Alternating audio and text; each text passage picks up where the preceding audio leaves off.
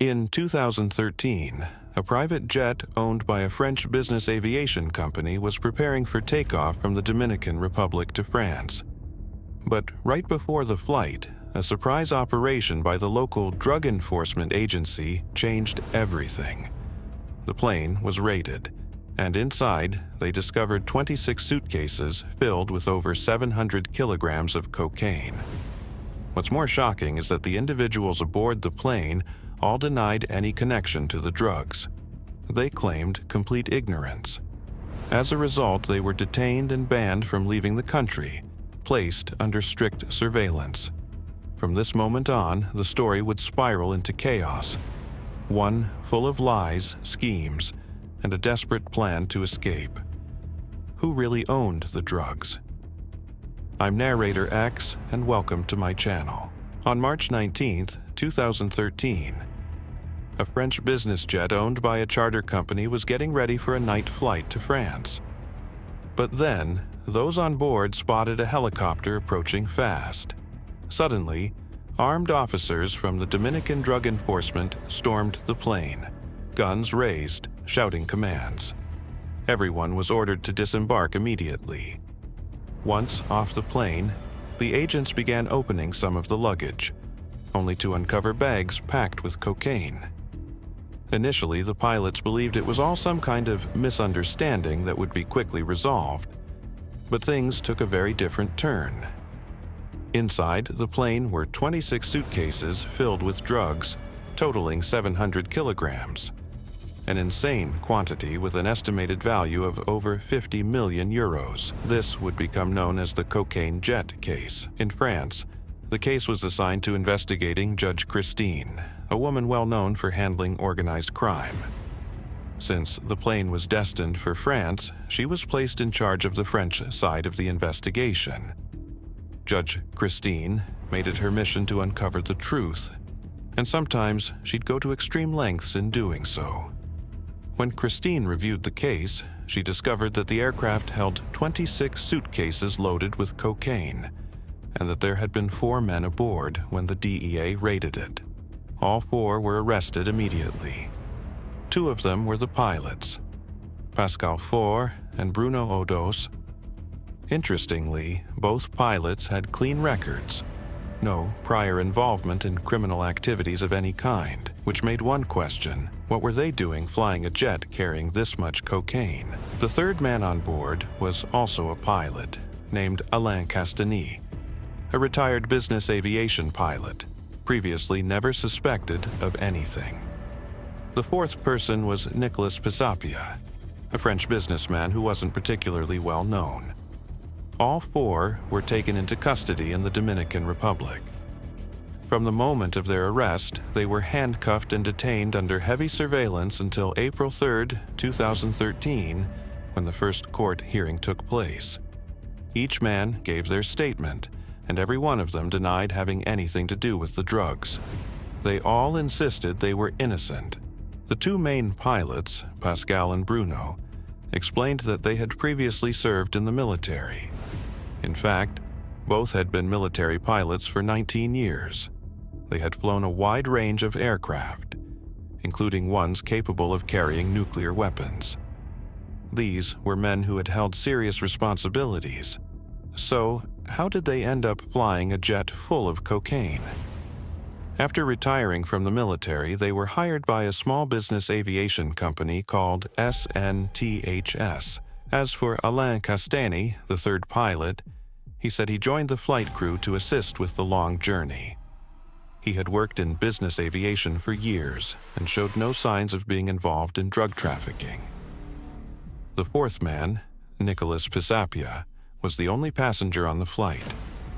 Since he was the only traveler, it seemed logical to assume the bags belonged to him.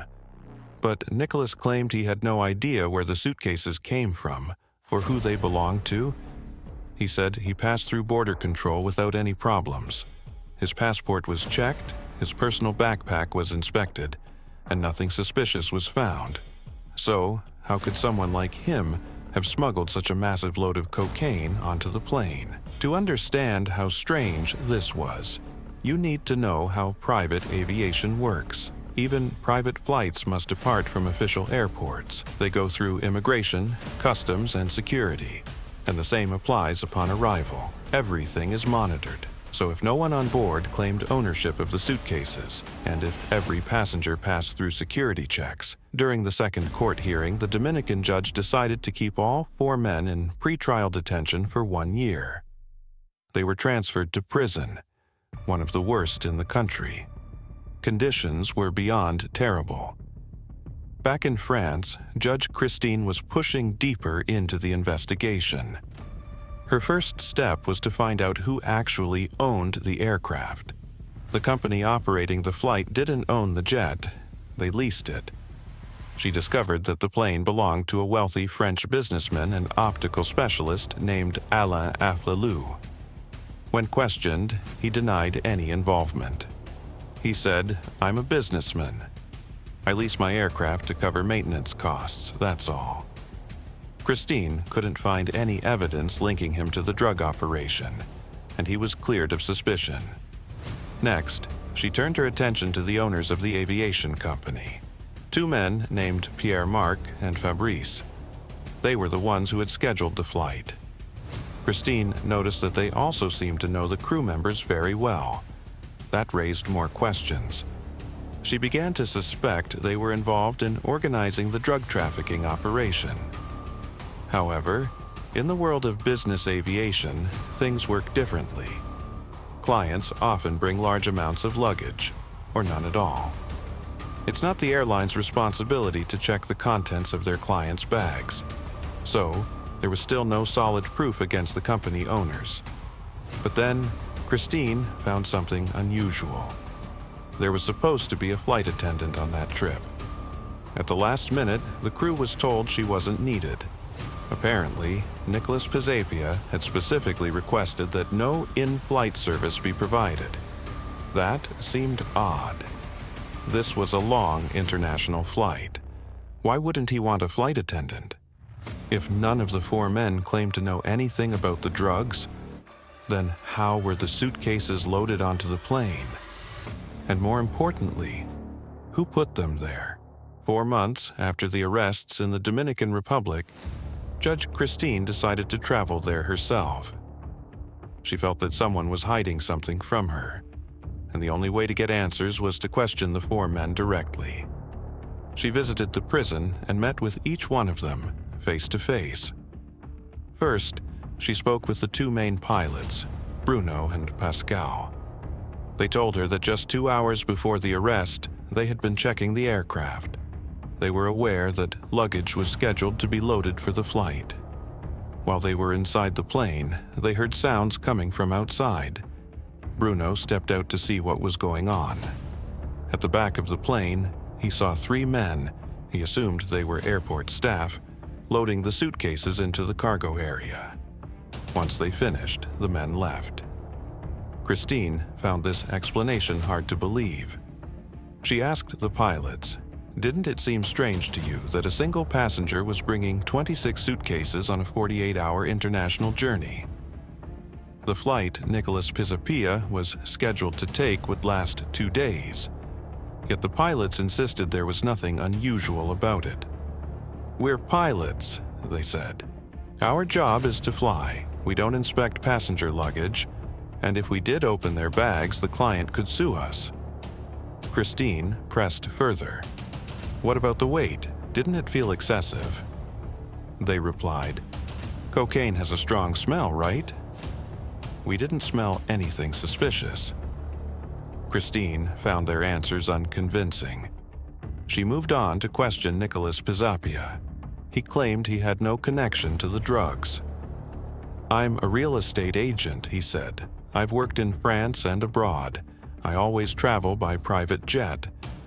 It just happened that I was on that plane when it got raided. I had nothing to do with those bags." Still, Christine wasn't satisfied. She then questioned the 3rd pilot, Alain Castagny. His statements were vague, and Christine couldn't make sense of what he was even doing on the flight. He didn't have clear answers, and she wasn't able to get much out of him. When she returned to France, a lawyer named Eric Lefrancois stepped in to represent the 2 pilots. He presented a theory that no one had considered before. According to Eric, the Dominican Drug Enforcement Agency had recorded the entire raid on video. It was the first time they had ever filmed a raid like this. The footage was shared publicly and quickly spread across the country. The goal, he claimed, was to give the National Drug Council a public win. Why? Because at the time, the council was under pressure. There were rumors that even the officials running the agency were involved in drug trafficking themselves. The director of the council, a man named Rosado, was supposed to be replaced soon. Eric argued that the raid, and the discovery of the drugs, had all been staged. He said the drugs were intentionally placed on the plane by the drug enforcement team to make themselves look good in the media. He also claimed that, unlike standard procedure, the seized drugs were never shown to the press or destroyed. Normally, the authorities would invite journalists to witness the burning of confiscated drugs. But this time, they didn't. Eric raised the question, were the drugs truly destroyed, or were they stolen and sold? He tried to contact Judge Christine with this theory, but she replied, "We don't have jurisdiction to investigate another country's law enforcement agencies." As a result, she ignored the theory, and the investigation continued as planned. In July 2015, 2 years and 4 months after the 4 men had been arrested, their trial finally began in the Dominican Republic, and despite the long wait, prosecutors still hadn't been able to prove they were part of any drug trafficking operation. There was no evidence that they belonged to an organized criminal network. Still, the trial continued for 7 weeks. In the end, the court found all 4 men guilty and sentenced them to 20 years in prison. But here's where things got strange. Under Dominican law, even after a guilty verdict, a person might not be immediately sent to prison. The court released them on probation instead, but with strict conditions. They weren't allowed to leave the Dominican Republic. They had to report to the public prosecutor's office once a month, and they were placed under constant surveillance. What the authorities didn't realize was that this decision to release them under these conditions would lead to a chain of events that no one expected. Back in France, public reaction was overwhelming. News of the 20-year sentence spread fast. Many people believed the pilots were innocent. Protests erupted, and thousands demanded their release. Some even called on the French government to intervene. One man who took notice of the case was Christophe Naudin, a former police officer with strong ties to the French Ministry of the Interior. He also had links to French intelligence. Christophe was a personal friend of Pascal Faure, one of the convicted pilots. He knew Pascal well and was convinced of his innocence. Christophe decided to act. He contacted another powerful figure, Aymeric Chauprade, a French national, a member of the European Parliament, and a close advisor to the President of the Dominican Republic. When they met, Christophe told Aymeric about the case. He explained how Pascal and Bruno had been elite military pilots, trained to carry nuclear weapons, trusted with national security. He said, "How can France let 2 of its most trusted men rot in a foreign country when everyone knows they're innocent?" Aymeric was convinced. He agreed to help. First, he approached the Dominican president directly, asking if there was a political solution, some way to secure their release through negotiation. But the president said the case was too complicated. "There's nothing I can do," he said, "and I advise you not to get involved." But Aymeric didn't listen. Instead, he contacted Christophe and said, "We need to move forward with the backup plan." And that plan was to smuggle the 2 pilots out of the Dominican Republic and bring them back to France. The first thing they did was visit the pilots. At that point, the men were no longer in prison, but they were still being watched. Their phones were tapped. They were often followed. When Christophe and Aymeric met them, the pilots looked exhausted. They were still reporting to the prosecutor's office every month, and every visit felt like a threat. They knew they could be sent back to prison at any moment. That's when Christophe and Emmerich presented their idea, an escape operation. At first, the pilots refused. They didn't trust it. They asked, "What's in this for you? Why are you doing this?" Christophe replied, "Nothing. In fact, we could lose everything, but we believe in your innocence and we're not going to leave you behind." Eventually, the pilots realized they had no better option. They agreed. The original escape plan was ambitious. Christophe and Emmerich thought about bringing in a helicopter to extract the pilots, then dropping them into the ocean to be picked up by boat and smuggled out through international waters. But the plan was way too risky. The pilots immediately rejected it, so they came up with a simpler alternative. The new plan was to split into two teams. Christophe would sail a yacht to the edge of Dominican territorial waters. Meanwhile, Emmerich would escort the two pilots, Pascal and Bruno, by small boat to meet him. Once they reached the yacht, the three men would board and escape the country by sea. It was straightforward, discreet, and far less risky than the helicopter idea. The pilots agreed. Originally, the plan was only to extract Pascal and Bruno, but then they faced another dilemma. What about the third pilot, Alain Castani, and the passenger, Nicolas Pisapia? Alain had recently been in a car accident. His leg was broken and he was in the hospital. He was in no condition to escape. Nicolas was a different problem. No one trusted him. The pilots didn't know him well, and they feared he might report the plan to the authorities. So they decided not to tell him anything. Before launching the mission, Emmerich insisted on bringing in a third operative, a man who could handle pressure and do whatever was needed. That man was Pierre Malinowski, a former French soldier and European Parliament staff member. He had worked closely with French politicians and had a reputation for being bold and fearless.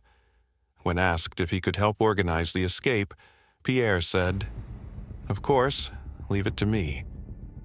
His reason? The two pilots were former military men, just like him. He felt it was his duty to bring them home.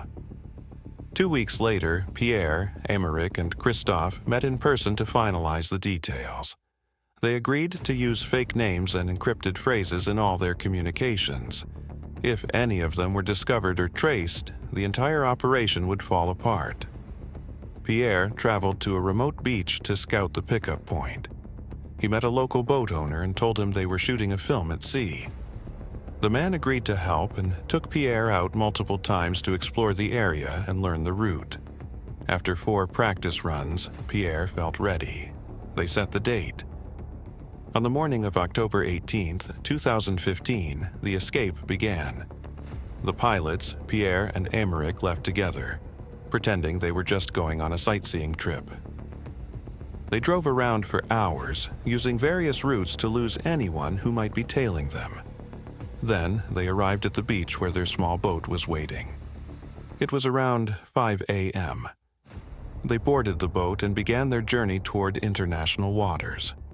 The moment was tense. Everyone was on edge. The Dominican Republic had a strong naval presence. If they were caught, they could be arrested, or worse. And the area they were traveling through was a known smuggling zone. Any sudden movement could have been misinterpreted, and they could have been shot. They had to cover 64 kilometers to reach Christophe's yacht, waiting near the maritime border. But halfway through the journey, something unexpected happened. The boat operator recognized the pilots. He said, "You're the guys from the cocaine plane. I've seen you on the news." Suddenly, he became nervous. "I can't take you any further," he said. "If we get caught, I'll go to prison for helping you escape." Pierre had to act fast. He didn't know whether to threaten the man, bribe him, or abandon the mission. Eventually, he calmed him down, handed him cash, and said, "Take us where we need to go. Don't ask questions, you'll be fine." The man agreed, and they continued toward the yacht. After covering the full distance, they reached the meeting point. Christophe was already there. waiting on the sailboat just outside Dominican territorial waters. The pilots climbed aboard, and the group immediately set sail toward the island of St. Martin. From there, the journey continued, moving quietly from island to island until they finally reached a city where they could book a flight to France under the radar. Meanwhile, Pierre and Emeric returned to the Dominican Republic by the same small boat they had used earlier, trying to erase any trace of the operation. Once the two pilots arrived in France, the news of their escape exploded. The story spread like wildfire across the media. News channels covered it non-stop. Journalists rushed to get interviews. Everyone wanted to know, how did they do it? Pascal and Bruno gave interviews but were careful not to reveal any real details. They didn't mention who had helped them or how they had pulled off the escape. The information you're hearing now only came out later, through investigations and leaks. They stayed silent, for a reason. If they talked, Pierre, Christophe, and Emeric could face legal consequences for their roles in the operation. After arriving in France, the pilots hired a lawyer to defend them in the ongoing French investigation. As soon as the news broke, Judge Christine, the same judge who had been handling their case from the beginning, immediately ordered their arrest. She issued warrants and both men were taken into custody. They were officially fugitives, having escaped another country while under legal restrictions. France had to investigate them too. During her continued investigation, Judge Christine discovered something shocking. The flight that had been intercepted in the Dominican Republic was not the first suspicious flight involving that jet. In fact, there had been 2 earlier flights, both with the same aircraft and the same crew. And they had likely been used to smuggle drugs as well. The first suspicious flight took place on December 9th, 2012, 3 months before the cocaine jet was caught.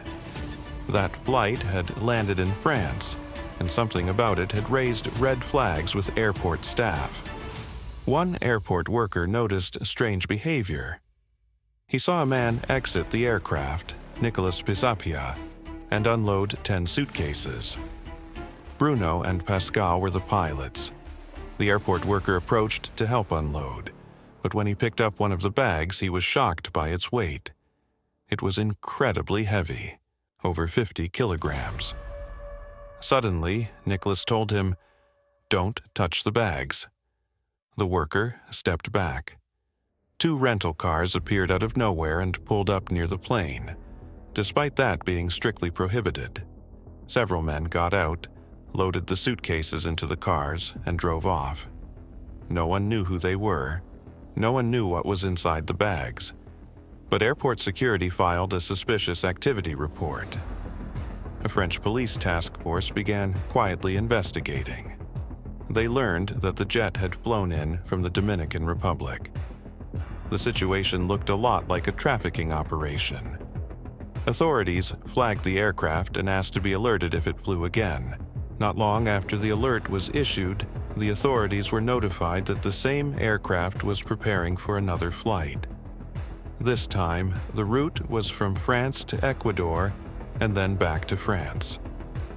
The passengers on board? Once again, Nicolas Pisapia and the same 2 pilots, Bruno and Pascal. The plane took off, reached Ecuador, and was scheduled to return to the same French airport as before. But before landing, the destination was suddenly changed. The plane landed at a different airport in Paris. When investigators contacted the new airport, they learned something strange. Only one person had gotten off the plane, Nicholas, and he hadn't brought a single bag with him. So, what happened? Why didn't he return with any luggage? What changed during the trip? The authorities didn't have answers, but suspicions grew stronger. Then came the 3rd flight, the one where everything finally collapsed. That flight was from the Dominican Republic to France. And this time, Dominican authorities stormed the plane, discovered the cocaine, and arrested everyone on board. At that point, the French investigators were convinced. The jet had been used for drug trafficking at least 3 times, and the third time, they had been caught red-handed. Judge Christine began reviewing the 3 flights in detail. She launched a full investigation into the business aviation company. She went through their flight logs, payment records, and internal documents. She even searched the homes of the company's owners, Pierre, Marc, and Fabrice. During questioning, she asked them directly, who paid for these 3 flights? They claimed that no one had paid anything. That made no sense. Flying a private jet is expensive. Fuel, crew salaries, airport fees. How could 3 international flights happen with 0 payment? Christine suspected one of 2 things. Either the company had secretly accepted payment in cash, or they were directly involved in the trafficking. She also began reviewing the company's invoices. And that's when she found something interesting. There was a legitimate invoice for 95,000 euros, issued to a very well-known figure in France, former President Nicolas Sarkozy, who had served from 2007 to 2012. Immediately, Christine was suspicious. Had Sarkozy used this company for drug smuggling? She questioned everything, but Sarkozy responded, "I flew with that company once with a friend. The invoice was issued in my name, but my friend paid for the flight." Christine double-checked. His phone records showed he had indeed taken that flight. The invoice matched the trip exactly, and the payment wasn't made with cash. There was no sign of money laundering. Even more, his phone had been under surveillance during the investigation, and nothing suspicious had come up. Eventually, she dropped the theory. There was no evidence linking Sarkozy to the drug operation. Still, some people believed Christine had gone too far. Critics said she was using high-profile names just to build her own reputation. She denied that, saying she was simply doing her job. But while reviewing documents from the earlier flights, Christine found another name that kept coming up: Frank Collin. Frank Collin was a French national living in Romania. He presented himself as a businessman, but something about him didn't add up. Christine discovered that his name appeared on the passenger list of the first suspicious flight, the one in December 2012.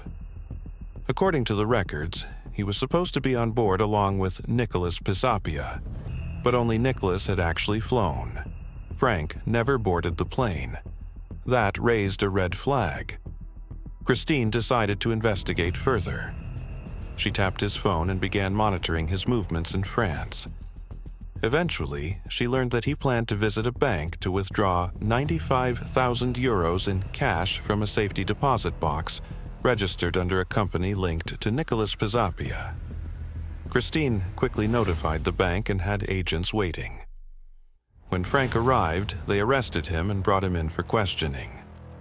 What they uncovered shocked everyone. Frank was living a luxurious lifestyle. He had access to large amounts of cash, traveled frequently, and maintained a network of suspicious contacts. Investigators learned that Nicolas had worked for Frank, managing his finances. It became clear that Nicolas might have been nothing more than a front. Someone used to shield Frank from exposure. Frank, it seemed, was the real mastermind behind the trafficking network. And there was more. Christine discovered that Frank had introduced the third pilot, Alain Castagny, to the aviation company. He was the one who connected the dots, building the relationships that made the flights possible.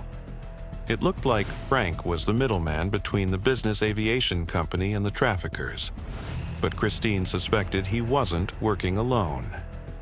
She believed there was someone even higher up, someone powerful, who was directing the entire operation from the shadows. The problem was, no one would talk.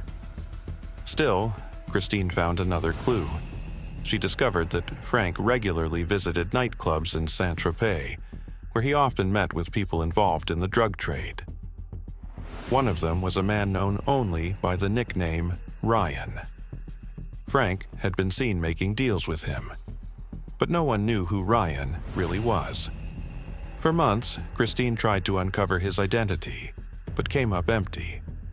Then, in 2016, 1 year after the pilots escaped to France, new information came in through international cooperation. French authorities were informed that several French nationals had been arrested for trying to smuggle 500 kilograms of cocaine. One of them lived in Spain and went by the name Ryan Hainan, but his real name was Ali Bouchareb. He was already known to French police as a drug trafficker. And now, they realized something else. Ali was scheduled to be on the very first suspicious flight back in 2012 with Nicholas and Frank. Suddenly, the pieces fit. Nicholas Pizzapia, Frank Colin, and Ali Bouchareb were all connected. They had all been involved in the same flights, and the evidence was mounting that the jet had been used more than once to smuggle cocaine into Europe. As for the pilots, Pascal, Bruno, and Alain, the question remained: were they truly innocent? Or had they been part of the operation all along?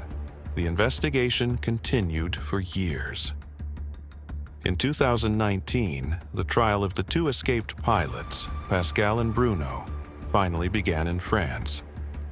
The other two men from the original flight, Alain Castagny and Nicolas Pizzapia, were still in the Dominican Republic, serving their sentences. The key question during the French trial was this: is a pilot responsible for the luggage loaded onto their aircraft? To find an answer, the court called 15 experienced pilots as expert witnesses. Some said that in business aviation, pilots aren't always present during the loading process. But most disagreed. They said they would never allow a private jet to be loaded without personally supervising it. They explained that a pilot should be cautious.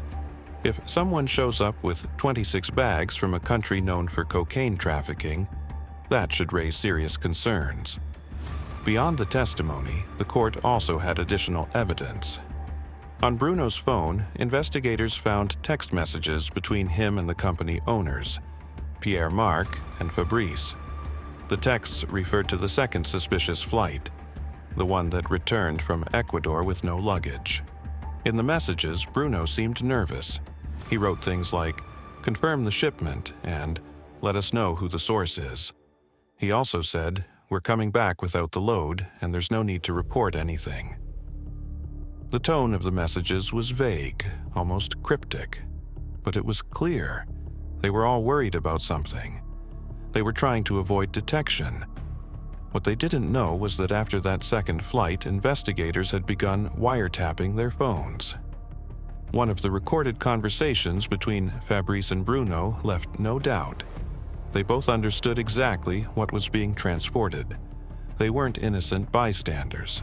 They knew what the plane was carrying, and they knew it was illegal. Finally, on April 5, 2019, the French court issued its ruling.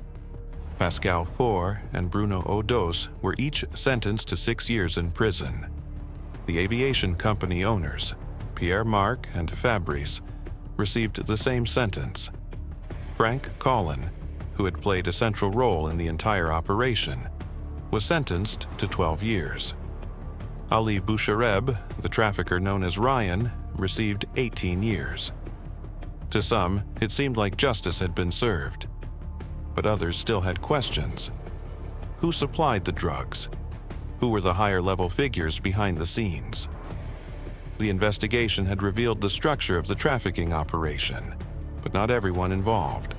And although the pilots had been convicted, there was still one final twist to come. In 2021, the unexpected happened. A French appeals court overturned the convictions of the two pilots, Pascal and Bruno.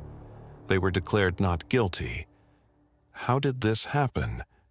The pilots had hired a new legal team, and their lawyers argued that the evidence presented during the original trial wasn't strong enough. The text messages and wiretaps, they said, didn't prove direct involvement. There was no clear, undeniable link between the pilots and the cocaine itself. As for the argument that pilots are responsible for all cargo on board, their lawyers countered that too. They said it wasn't the pilot's job to verify the contents of every bag. That responsibility belonged to customs and security authorities, not the flight crew. They compared it to a taxi driver. When a passenger gets in with a suitcase, the driver doesn't have the right or the duty to ask what's inside. In the case of the cocaine jet, the defense team claimed the bags may have been loaded in a way that bypassed inspection entirely. The pilots never saw them opened, and no one could prove they knew what was inside. The appeals court agreed. The judges ruled that the accusations weren't backed by solid evidence. And so, after years of trials, accusations, and public controversy, the pilots were cleared. But that didn't mean they were free. Even though France had declared them innocent, they were still wanted by the Dominican Republic. An international arrest warrant had been issued. If they ever traveled to a country that cooperated with Dominican authorities, they could be arrested and extradited. As for the jet itself, the one that had been used in all 3 flights, it remained grounded in the Dominican Republic. No one knew whether it would ever be returned to France or what would happen to it. And the story didn't end there. Remember the 3 men who helped with the escape: Christophe, Aymeric, and Pierre? They had tried to keep their roles a secret, but shortly after the escape, Aymeric made a mistake. He posted a photo online, one taken during the escape at sea. In the background, you could clearly see Pierre and one of the pilots. The image quickly spread. Dominican authorities identified everyone in the photo and issued international arrest warrants for all 3 men. Luckily for them, they were all in France at the time.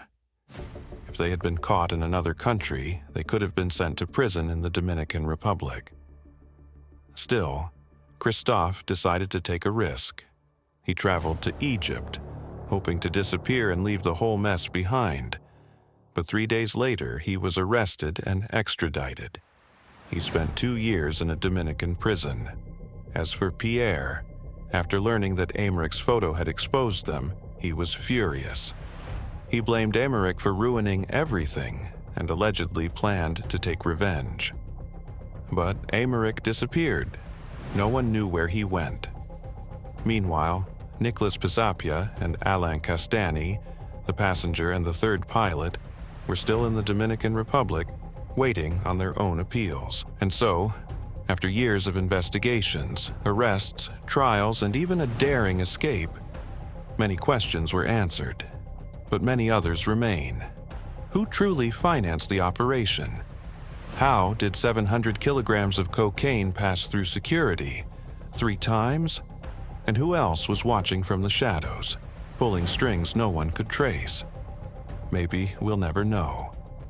What's clear is that truth doesn't always win in the courtroom, and justice doesn't always travel in a straight line.